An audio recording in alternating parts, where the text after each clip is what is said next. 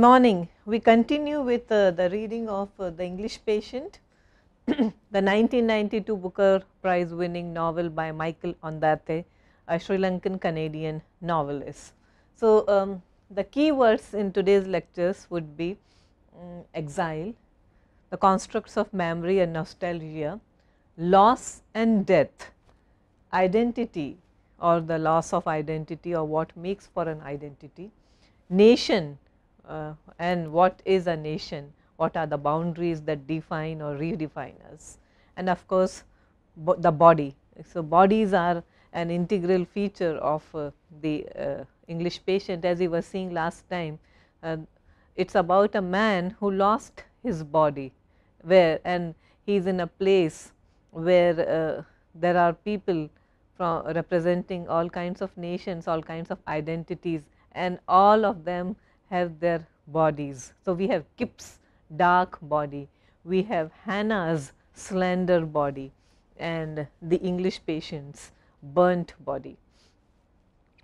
So, the construct of memory, as we were talking about. So, Count Almasi, or the English Patient, his memory transports him back to the pre-war Sahara Desert. Remember, he is burnt and he fell off a burning aircraft, a damaged aircraft, while he was trying to escape with his not exactly escape, but when he was in the plane along with his married lover Catherine and her jealous husband Geoffrey Clifton. And we are told that Geoffrey Clifton, because of his jealous rages, he caused the plane to meet with an accident, and he wants to crash the plane and wants to kill all the three of them.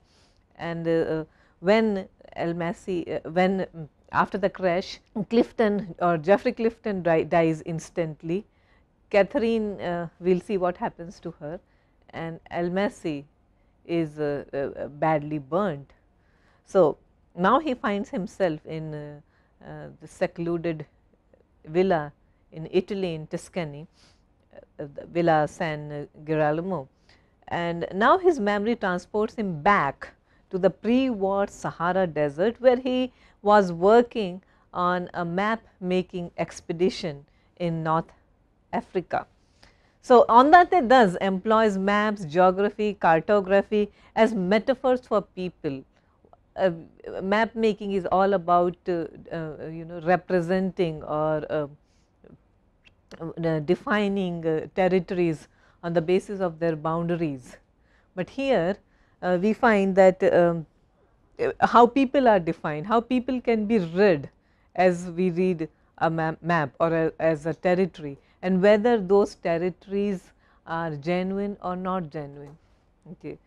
So, the maps given in the novel, they also help us to explore and comprehend or to map the complexities of people we love, the relationships we have. As he lays there in a very nostalgic mood, in a very reminiscing frame of mind, he starts narrating his story to Hannah, the French Canadian nurse, and Almasi reveals how his life was disrupted when an English couple, Geoffrey and Catherine, they arrived from England and joined the expedition. You see, Geoffrey comes from an extremely aristocratic family. He owns a plane, and he just got married a week before. He learns something about from his circle of friends that an expedition is happening in the Gulf Kabir, and there is a group of cartographers who are doing some sort of expedition in search of a place called the Zerzura, and he is intrigued. Geoffrey Clifton himself is a seasoned geologist, and he wants to know what is happening, and he comes there and joins, he is joined with his wife. So, through a series of events, and primarily while reading from ancient classics, Almasi and Catherine fall in love, and this is an emotion that happens very secretly, I mean that unfolds very gradually, and everything is kept secret from Geoffrey, her husband. So, I will read you the passage when they first discover each other through books.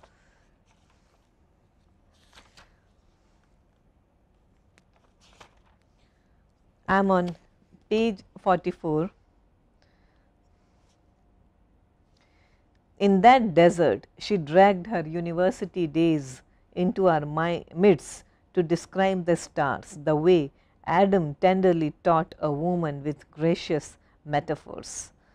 And she reads him a poem, and this is what Almasi says: that night I fell in love with her voice, only a voice. I wanted to hear nothing more. I got up and walked away. She was a willow. So, again look at the way Catherine's body is described. So, as we were talking about, the English patient is also exploration of territories, mapping out boundaries, and also understanding bodies. So, Catherine's body becomes or is compared to a willow. What would she be like in winter at my age? I see her still always with the eye of Adam, the first man falling in love with the first woman. She had been these awkward limbs climbing out of a plane, bending down in our midst to prod at a fire, her elbow up and pointed towards me as she drank from a canteen. A few months later, she waltzed with me as we danced as a group in Cairo. Though slightly drunk, she wore an unconquerable face. Even now, the face I believe that most revealed her was the one she had that time when we were both half drunk, not lovers.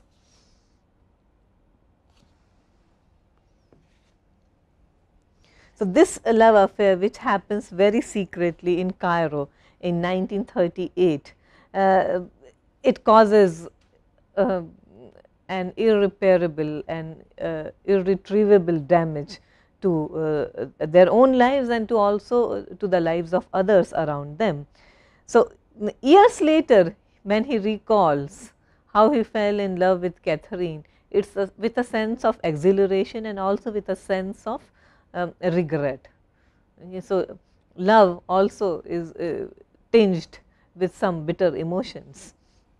The romance blooms when Catherine narrates the story of the ancient story of Candulus and Gyges from Herodotus' histories. And Herodotus' histories is it sort of forms a leitmotif throughout the novel.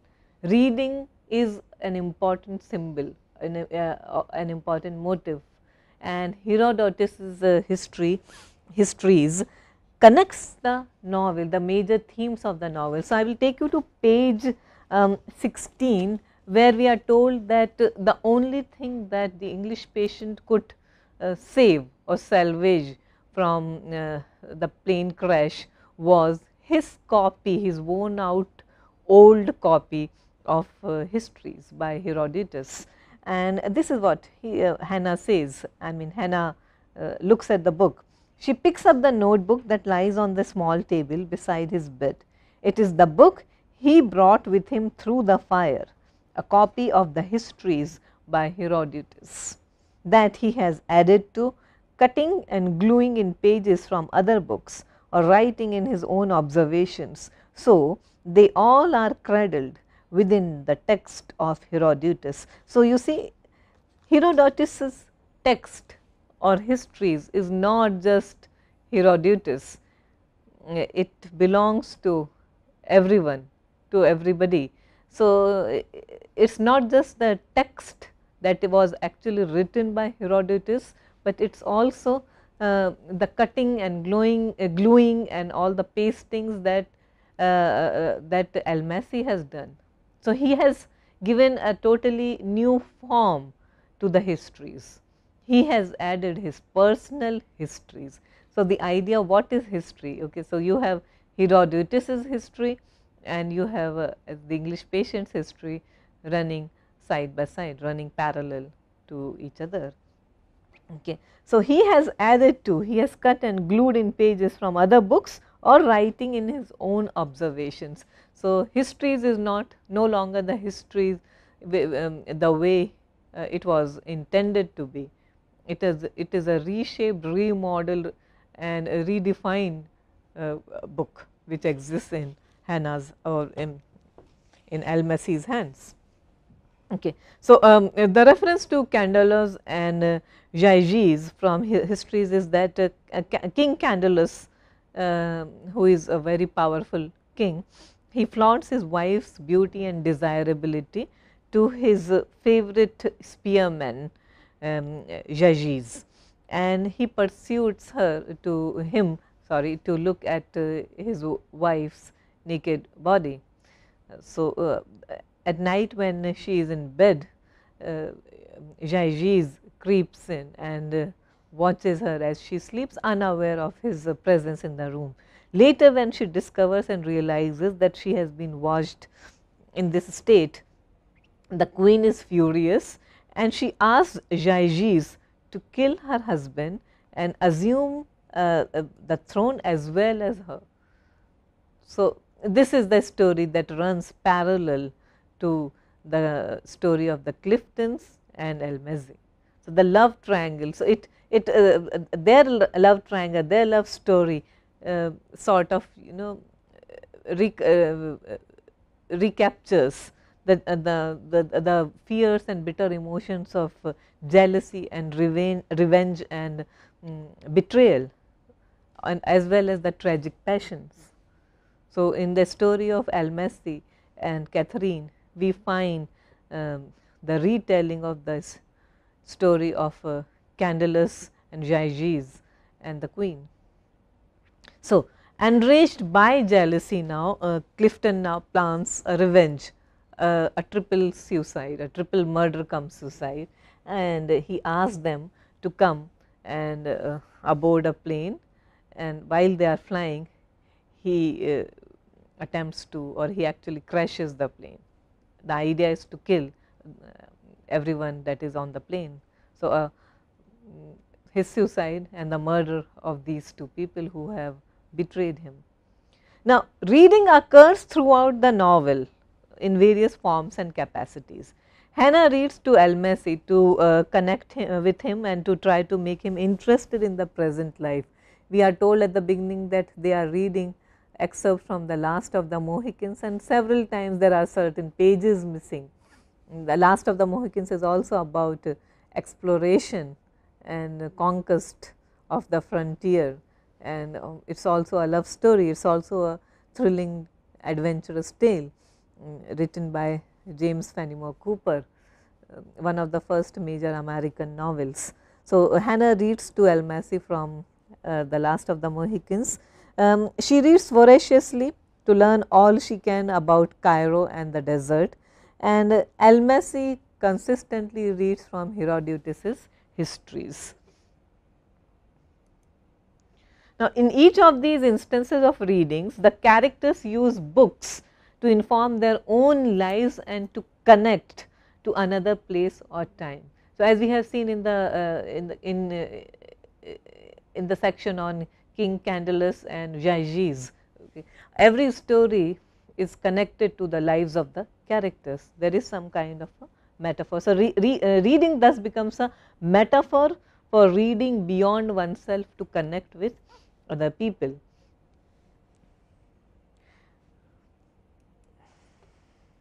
So, coming back to the plot, Clifton dies in the crash, leaving a severely wounded Catherine and Almasi behind, and they reunite after 3 years in the cave of swimmers. So, a lot of time has passed between the accident and when the incident takes place in the cave of swimmers. So, when Almasi tries to fly out with Catherine in an old buried plane, the plane meets with an accident, okay, and that's the accident that brings him now back to this place, that brings him to Villa San Girolamo. So, the plane is soon on fire. Catherine dies, and Almasi is left severely damaged and burnt. Now, what we feel is that when he falls in the what we find is when he falls in the desert, he is found by a group of tribals, the Bedouins in the desert, and they mask his face with oasis reeds and smother his body with ointments to reduce his pain. A healer burns the bones, the grounded bones of peacock. It is believed that that is the best kind of healing treatment for any skin damage. So, into his charred skin, the grounded bones of peacock are applied. So, people take care of him, and he is carried from one place to another. For example, they leave him at a British base at the edge of the Libyan deserts, and then he travels across the land and finally ends up in this particular villa with Hannah. So, now we find some kind of an affectionate bond, a very tender love story that develops between the emotionally ravaged Hannah and the physically beaten damaged English patient. And this is also because both of them are left alone in a world that has gone completely crazy, completely awry. They have no one else to turn to. So, both damaged people, both these emotionally burnt and physically worn out people, they find solace in each other's company, and therefore, Hannah's decision to take care of only one patient throughout her life, and that is going to be the English patient. So, therefore, her decision to stay back as the rest of the military troop, as rest of the hospital personnel, they decide to leave the place and go to a safer place, but she chooses to stay back and take care of just one patient.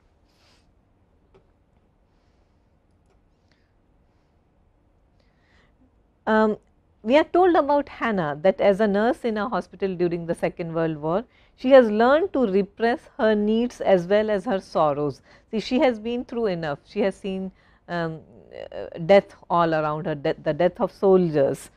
She has also come through the death of her own father and the death of her own unborn child. She is an unwed mother. There has been someone, and her fiancé died in the war as well, and the child also died. Okay. So, she wants to connect the external with the internal. She is striving to minimize her worldly possessions. So, all she possesses is a pair of tennis shoes. That is all she cares about, because that gives her the freedom to walk about. And also interesting, something interesting is that she uses the same name Buddy to refer to everyone. So, she is not interested in names, so much like the English patient who refuses to tell people his actual name. So, Hannah also uses the word Buddy for everyone. In the villa, she refuses to move out with the rest of the hospital staff and spends her time in nursing him, nursing the English patient. And it is at the villa that we encounter two more characters. One, Kip, the Indian Sikh, the army man, and Caravaggio, the spy, okay, who has a history of knowing who has some knowledge of Hannah. Okay, he knows about Hannah. So, while Caravaggio is in hospital, so he is also a damaged person. He is also recovering for something, and what is it, we will soon see. So, when he hears about Hannah, he decides to join her in the villa. And Kip's story is that following the atomic bomb disaster of Hiroshima and Nagasaki, he tries to abandon the villa and re-enter Indian culture and life, but that is his that is what is going to happen to him later. Okay, but this is not what he is right now. Right now we find all a big mix of characters, a motley of different characters from different nations and different identities, they are all living together. When we in last class we were talking about the concept of names, how important names are in the English patient. Now, I will take you to page 20, where the English patient, when he is being cared for by the Bedouins, the tribes in the desert, people realize that he has a distinctive skill. He knows every nook and cranny of the desert, everything that relates to war. He is an expert map maker. So, the tribals try to make use of this skill. So, this is what they do to him.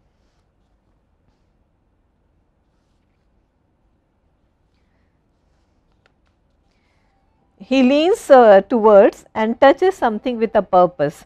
His arm is still held, his palm facing down and open. He touches the stand barrel and the hand lets go of him. A pause among the voices.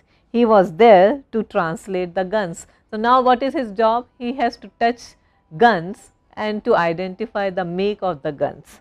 And this is what he says: 12 millimeters Breda machine gun from Italy. So, he knows the name, he knows the nationality. This is the gun. He pulled back the bolt, inserted his finger to find no bullet, pushed it back and pulled the trigger. Famous gun, he muttered. He was moved forward again. So, the tribals are impressed. They want him to identify or name another gun. French 7.5 millimeter Chatterlaw light machine gun 1924. So, this is correct. Now, German 7.9 millimeter MG15 air service. So, this is the way he becomes of great use to the tribals. He was brought to each of the guns.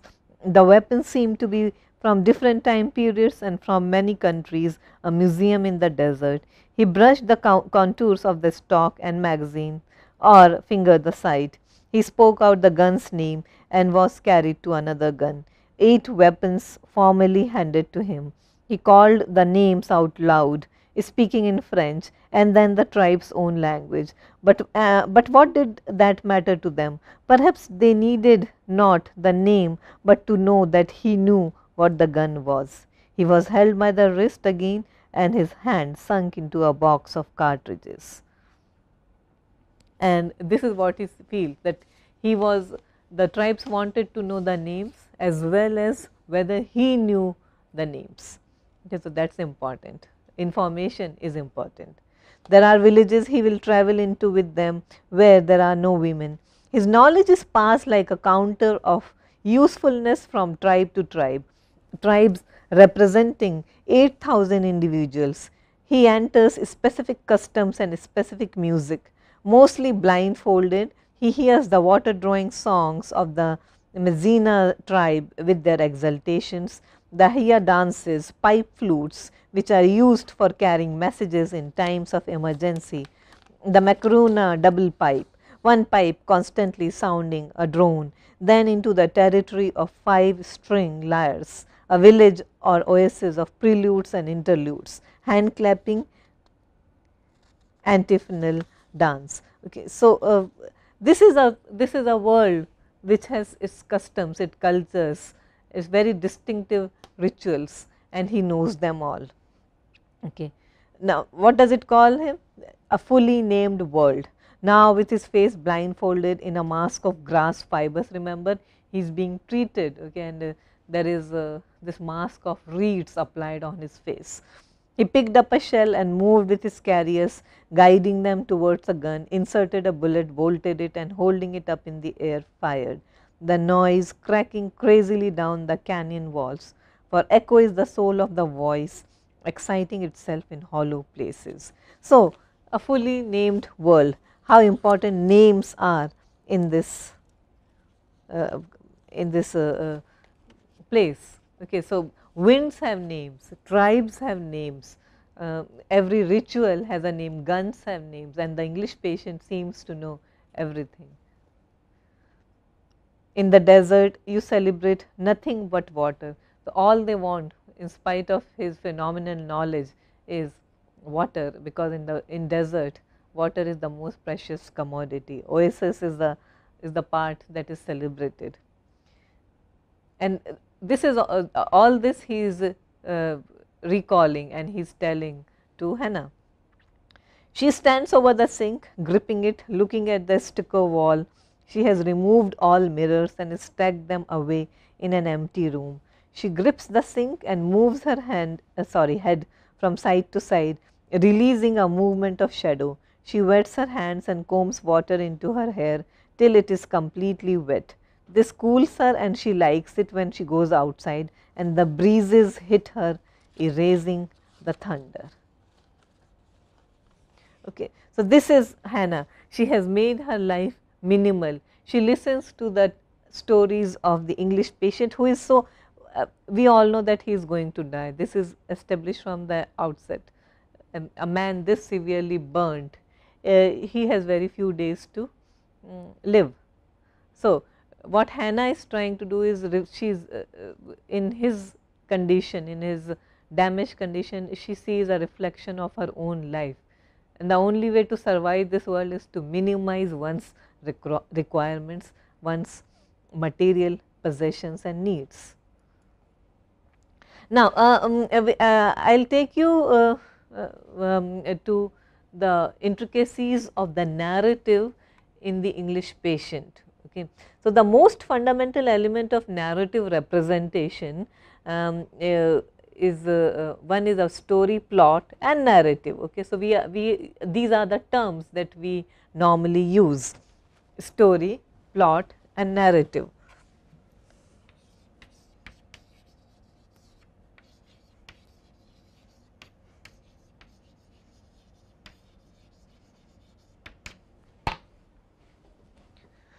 So, the analysis of these elements, they go back to the Russian formalists, especially to the works of Victor Shlokovsky, who distinguishes between the terms, two terms, fabula and sujet. Now, according to Shlokovsky, fabula is the raw material of a story and sujet the way a story is organized. So, raw material is fabula. Sujet is the way a narrator organizes a story. It is important to acknowledge that these influential terms are usually translated in works by Anglophone narratologists as a story and discourse. So, what we understand as a story and discourse are fabula and sujet, although they are sometimes translated as a story and plot. So, this is what Gerald Genet says. On the other hand, Genet relies on the French term récit, that is narrative, and discourse. So, this is to distinguish between the events of a narrative and how these events are arranged by the devices and figures of narrative. So, it might be said that story comprises all the events that take place in a narrative. Plot comprises the underlying causality that binds these events together and demands that some events be narrated and not others. And narrative is how all these events with underlying causality are narrated. So, you see there is a difference between fabula, between story, plot, narrative and sujet. So, while the fabula of the novel can be encapsulated in a few paragraphs, you see this is the story, the basic outline, this is the story. The sujet or the way it is organized and told, the sujet is something that problematizes the story and hence enhances the pleasure of the story. So, two important terms.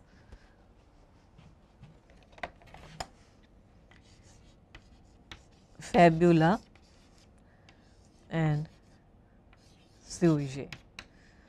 So, fabula, it can be encapsulated, this is the bare story, the outline story, the way the narrative is told. Sujet is the way a narrative unfolds or unravels itself. So, how can a narrative unfold itself? How does how is a sujet constructed? So, a sujet, the effect of a sujet is achieved through the unique use of the language. It can challenge the traditional construction of plot construction. It can employ constant shifts in points of view. It can employ implosion of time and transcend spatial barriers. So, you see a lot happens when sujet, when we look or when we detail the sujet of a story. Story of the English patient is bare minimum. Okay, what happened during the Second World War? There was a man, Count Almagi, who wouldn't easily give away his name. He had an affair with a married woman, and later the affair leads to certain disastrous consequences. At the same time, you have, because the story is set during the Second World War, you have a soldier, an Indian soldier, Kripal Singh, or Kip as he likes to be referred as, and we have Caravaggio, a spy, and we have Hannah. All these people, this disparate group of people, they come together, and it is their story. So, that is all the story has, but how the story is unraveled, that is what we find in plot construction, or in the construction of the narrative, or better known as the sujet of the novel. So, sujet employs implosion of time. It involves transcending the spatial boundaries. So, the story of the English patient, although most of the story is focused on Villa San Girolamo, much of the plot also takes place outside the villa. Okay, so, we have the deserts of Cairo, we have some references to England and Canada and also to India. So, it is not just one place that the narrative is focused on or is centered on. Implosion of time, the narrative moves back and forth in time. Okay, there are lots of flashbacks and flash forwards, and also multiple points of view. This is one of the most important characteristics of the English patient, the multiple points of view. So, the story is told through the points of view of different characters. It is not one single point of view, as we saw recently in The Remains of the Day. The entire story is unfolded through the eyes of the butler, Mr. Stevens, but not here. Every person has his own or her own story to tell and a way of looking at things. So, the manner in which Ondate recalls Almasi's attempts to obscure his identity. What would he do? He bought paled down cigarette papers and glued them into sections of the histories that recorded wars that were of no interest to him, glued into the book, giving him only the voice of the watcher, the listener, the he. So, the way Almasi distances himself from himself. Okay, so, it is not just he is trying to achieve for a disconnect from others, he is also aiming for a disconnect from his own self. I will take you to page 172 where this effect is achieved.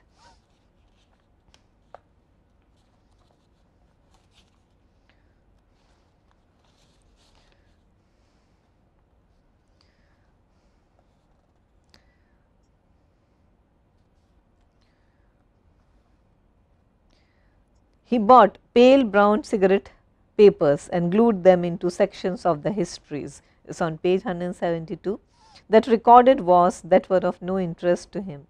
He wrote down all her arguments against him, glued into the book, giving himself only the voice of the watcher, the listener, the he. So, he is no longer Almasi, he has separated himself from himself. During the last days before the war, he had gone for a last time to the Gulf Kabir to clear out the base camp. Her husband was supposed to pick her up, the husband they had both loved until they began to love each other. Another aspect of the sujet of the English Patient is the way Michael Ondaatje deliberately creates gaps and indeterminacies.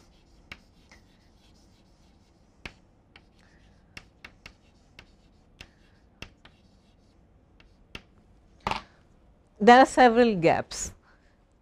Okay. Even the villa San Girolamo is full of gaps. We are told at the very beginning that the villa has in certain rooms an entire wall is missing, in certain rooms the ceiling is missing, you know, because of the frequent bombings. So, there are gaps in the construction of the there are gaps in the body of the villa which parallel the gaps in the personality of the, you know, the dramatis personae. Everyone has certain lapses, okay, which are, these gaps are never filled, and that all these things which are not told to us, not revealed to us, they add to the unlimited pleasure of reading of the English Patient. So, the narrative is full of gaps and indeterminacies. Even the idea that the English Patient's name is not revealed to us for a long time, this is also a kind of gap. We are never told what happens to Almasi between 1939 and 1942, and there are gaps that parallel Almasi's stories and the stories that Hannah reads to him, and we will look at those stories. So, on page 7, for example, I will just give you an instance, the gaps that the stories have and the gaps in Almasi's own stories. So, the books for the Englishman, as he listened intently or not, had gaps of plots like sections of a road washed out by storms, missing incidents as if locusts had consumed a section of tapestry, as if plaster loosened by the bombing had fallen away from a mural at night. The villa that she and the Englishman inhabited now was much like that, and also look at the irony implicit. The Englishman is not actually an Englishman. Some rooms could not be entered because of the rubble. One bomb crater allowed moon and rain into the library downstairs, where there was in one corner a permanently soaked armchair. She was not concerned about the Englishman as far as the gaps in plot were concerned. She gave no summary of the missing chapters. She simply brought out the book and said, page 96 or page 111. So, while you were looking at reading as an aesthetic in the English Patient, this is a very good example. She would just take him, she would take him on a journey of reading a book, she would read him aloud. But if there were, it's an old villa and some of the books are damaged, badly damaged, there are several pages missing, but she never bothers to give him the details or the summaries of the things, of the incidents missing. If a page is missing, so from page 96 she would take him to page 111. Whatever happened in between is not important, and that is what Michael Ondaatje is also doing to us. Whatever happens is not important, and we need not be told. Okay. And there are gaps and indeterminacies. What happened to Almasi after the plane crash, and by the time he reached the cave of swimmers, we never know what happened during all these 3 years. That was the only locator. She lifted both of his hands to her face and smelled them, the odor of sickness still in them. And from here I will introduce you to another character. We have been talking about Caravaggio for a long time. Now, Caravaggio is an old friend of Hannah and her family. He is a friend of Hannah's late father, and when he hears about Hannah's existence in a remote villa, he is intrigued and he wants to join her. So, this chapter is called In Near Ruins, chapter 2, and this is how it begins. The man with bandaged hands. Now look at the parallel between the way Caravaggio is introduced and between the way Hannah is introduced at the beginning of the novel. So, we were talking about how she is constantly referred to in with by using a pronoun she or her, and there is a similar technique employed by on that here also while he introduces Caravaggio to us. So, he is the man with bandaged hands. So, again look at the broken body, the damaged body. Had been in the military hospital in Rome for more than 4 months, when by accident he heard about the burned patient and the nurse heard her name. Okay. So, we are not told the names of these, it is not like we are told that he heard Hannah's name, we are told her name, that French nurse. He turned from the doorway and walked back into the clutch of doctors he had just passed to discover where she was. He had been recuperating there for a long time, and they knew him as an evasive man. Now, again there are gaps, there are indeterminacies about this man. This man, like the English patient, he does not like talking about himself. He is another a very reclusive and an elusive man. He does not like to be talked about. But now he spoke to them asking about the name and startled them. So, first time he makes an enquiry, and what is that enquiry? About the names of these people. But during all that time he had never spoken, communicating by signals and grimaces, now and then a grin. He had revealed nothing, not even his name, just wrote out his serial number, which showed he was with the Allies. His status had been double checked and confirmed in messages from London. There was the cluster of known scars on him. So, the doctors had come back to him. So, look at the way his identity is formed.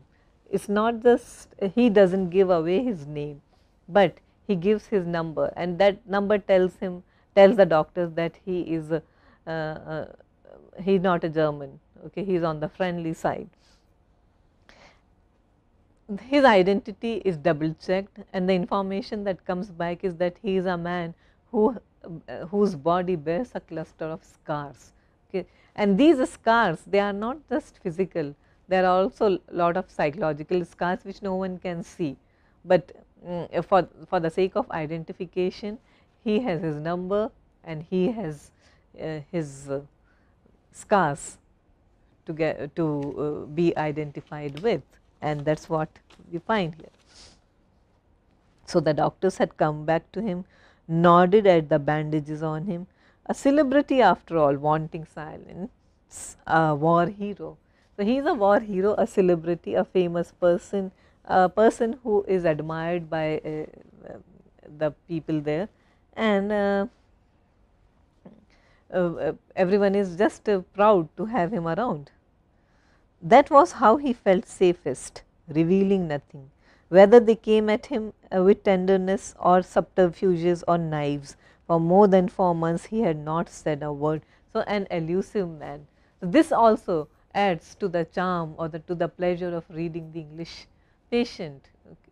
Why does not this man reveal anything about himself? After all, he is among a group of friends, but he does not talk about himself at all.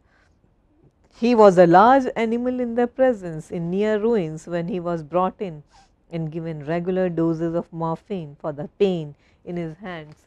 So, look at the way his story parallels that of the English patients. Okay. Both of them are given morphine to ease the pain, and they although they belong to different sides. So, the question that then arises is what makes for a boundary when both are equally wounded, both are equally elusive, both are hesitant to reveal their national identities as well as their names even. Okay. Both men are severely damaged and they are given a specific kind of morphine to ease the pain, but still they are very different by virtue of several things.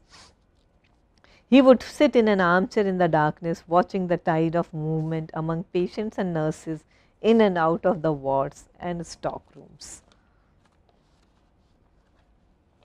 Okay. So, again gaps in the English patient defined by the namelessness of the characters, the lack of identities, of specific identities of the characters, and also in the and which is parallel to everything around them.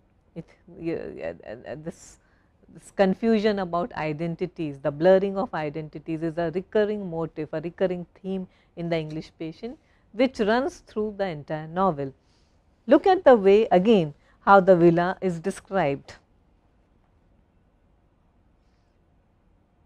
She and the English patient, I am on page 13, she and the Englishman had insisted on remaining behind when the other nurses and patients moved to a safer location in the south. During this time they were very cold without electricity. Some rooms faced onto the valley with no walls at all. She would open a door and see just a sodden bed huddled against a corner covered with leaves.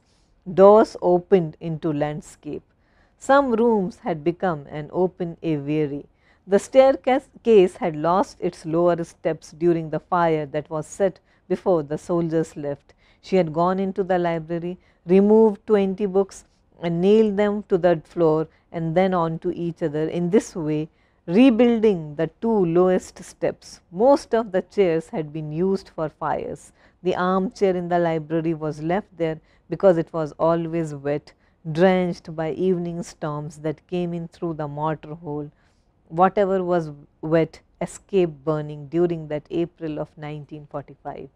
Okay. So, gaps all around, destruction all around, and how these people, this group of people, they survive amidst all the destruction. That is what the English patient is all about. So, all these gaps and indeterminacies, they are used as a literary technique, of course. They enhance the literary pleasure of the story, of course.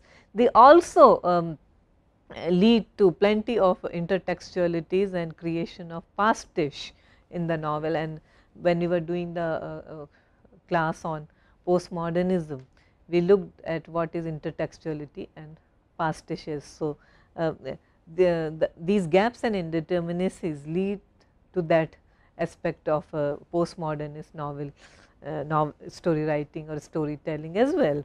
Okay. We have deliberate exclusions and interruptions as well as disruptions. We have the splits and the shifting points of view, and everything serves to create a very polyphonic narrative, and which in turn enhances the merit of the English patient. What on that seems to be asking us, can there ever be a totalized meaning, which is a very significant aspect of all postmodern fiction. Okay, can there ever be a totalized meaning? Because everyone and everything around us has gaps and indeterminacies and certain loose ends. So, the entire notion of a fixed stable meaning is interrogated here. So, the plot of the novel with all its gaps and holes and indeterminacies actually points to the fact that one can never achieve or aim for, one can never achieve or aim, even aim for arriving at a totalized meaning, a completely stable meaning. So, the English Patient as a novel addresses all these issues, and although it attempts to fill gaps, at the same time it also recognizes that there are certain gaps which can never be filled, and this leads to to the excitement of reading a postmodern novel like The English Patient. So, we will continue. Thank you very much.